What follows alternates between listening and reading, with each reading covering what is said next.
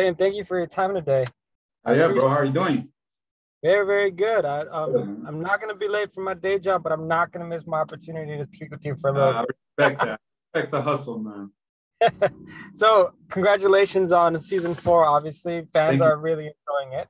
Yep. Um, this season we're getting a little bit more about your emotional side. You're starting to realize a few more things about family. Tell me, what was your reaction to getting the script and seeing that kind of turn in Angel? Well, I think it was, in my opinion, the inevitable. I think the seed was planted,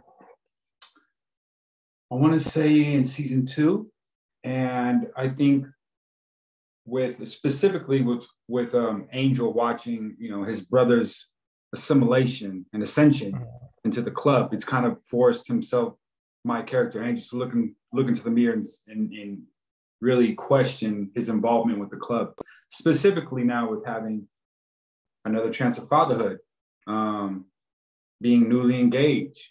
I think he's really kind of questioning his reasoning for why he's still doing what he's doing. And I think with that comes, you start to see the sensitivity and you start to see the other side of Angel.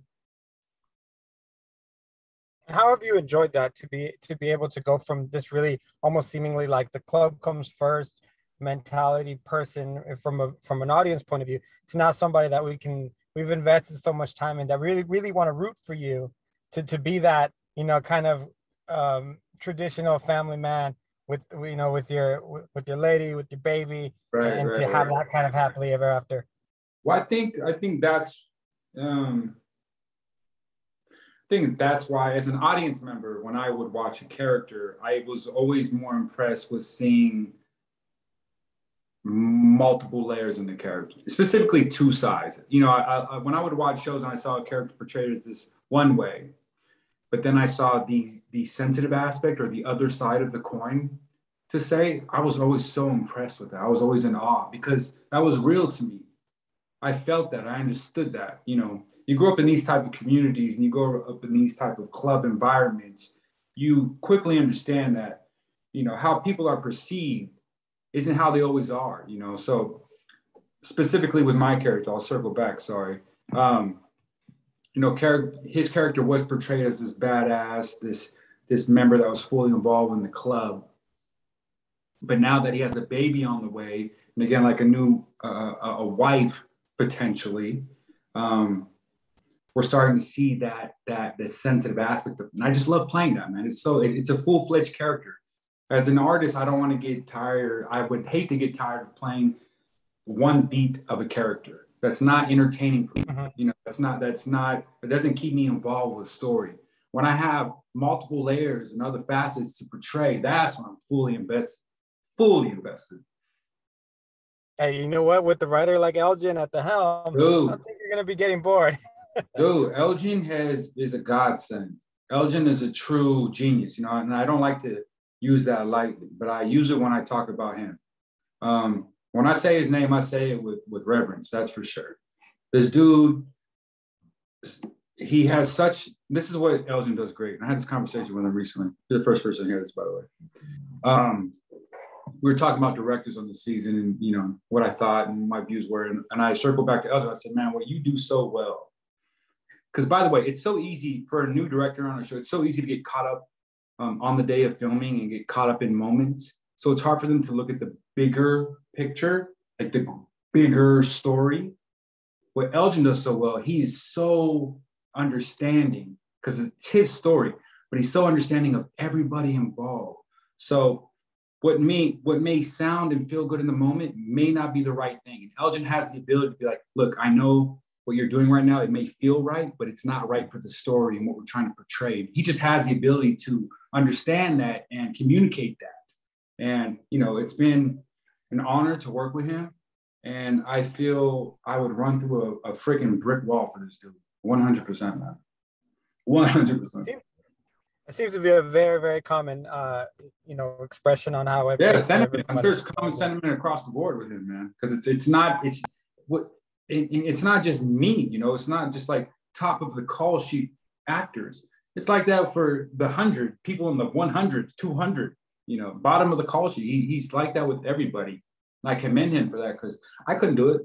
I couldn't be that. I don't have the patience for that, dude. You know what I mean? I don't have the time to listen to everybody's story. I couldn't do it. So I commend him for that. I respect him so much for it. And what you said something about looking at the bigger picture.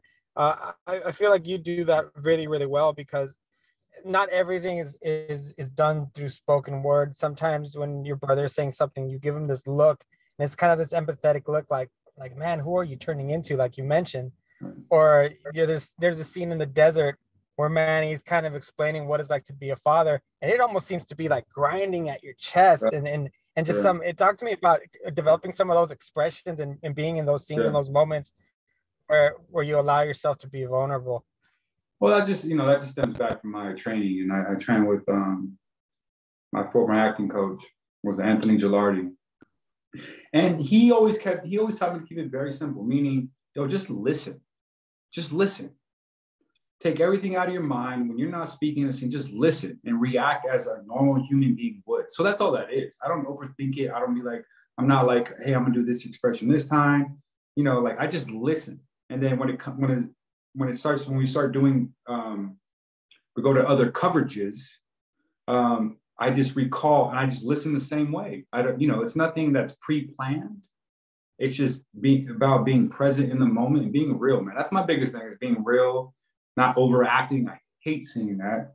I want to keep it as subtle and simple as possible, but at the same time, I want you to understand what's going through my head.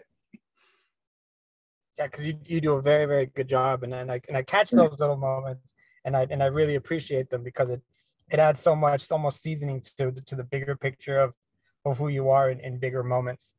Thanks, man. I appreciate that. Now, I'll say one other thing to that. My coach, he told me early on, when I was training years ago, and this goes back to the old picture days, when Charlie Chaplin days, right? When there was no speaking, it was just expressing and reacting. And he told me this, my coach told me this, he's like, good actors, you should be able to turn on a TV show, put it on mute, and know exactly what's going on. He's like, that's good acting. He's like, if you can tell what story they're trying to tell, that's good acting. So that's always been in the back of my head. And I've always kept that in my pocket at all times, So I'm happy to hear it's coming to, it's paying off. Let's talk a little bit about working with Justina. Nails. You guys are, she's pregnant. You're coming home sometimes for dinner. You're doing the family thing, and I think a lot of people are really rooting for that. Yeah. What is your question though? Oh no, a little bit about working with her. Look, yeah. I'll tell you this. Justina, she's phenomenal, man. Talent-wise, phenomenal. She's one of the only actresses that I've worked with so far where I can go off script and she's right there with me. That's gold, man. When you have an actress or an actor that can do that with you, that they're not just, you can tell when an actor just remembered the words for the day, or an actor that knows what's happening in the story. You could tell, because if you know what's happening in the story, I could say whatever. And you can react at whatever, as long as you're still telling the same story. There's other actors that just remember the words. I say something off book and they're just staring at me like a deer in headlights. Like, wait, you're not saying the words that were scripted for today. And I hate that. So Justina's one of the phenomenal talents that she's right there every beat, man. So, it's been awesome having her these past couple seasons. And she brings a strength and vulnerability that was lacking, but was needed, especially with Adelita out of the picture. And Angel needing somebody kind of to confide in. So besides his brother, so it's been it's been a blessing to have her, and I'm very appreciative, and I'm just very happy to have her, and I hope to see more of her next year. Well, I'm going to wrap this up with the same question I've asked some of your other colleagues. I've noticed that you guys are all very, very appreciative of your fans, and you guys are very active during the week and responding to them and talking about the show, almost be yourselves fans of the show, of course. What is it like to see that response week to week and people being so invested into each one of your characters? It's really humbling. First of all, it's very humbling, man, that people will be that invested and that entertained and just hanging on every word and moment. Like that means a lot, you know. My favorite part is the banter on Twitter. You know, they make a comment, I get to make a comment back. It turns into this chain reaction and stuff. I love that, man. It's so fun because it's entertainment, man. We're supposed to be having fun, and I love that. I love that they're engaged.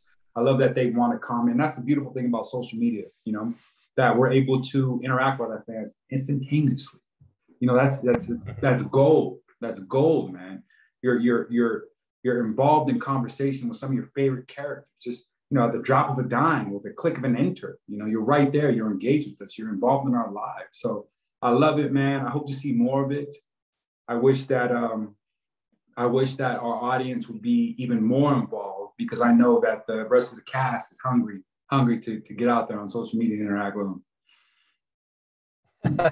And Clayton, thank you so much for your time. It's a real pleasure for me to get to talk with you and to continue to follow along and see, you know, what else the Trouble Angel is going to get into. Hey, it's guaranteed it's going to happen. Again, thank you again, and take care. Oh yeah, man. Have a good one.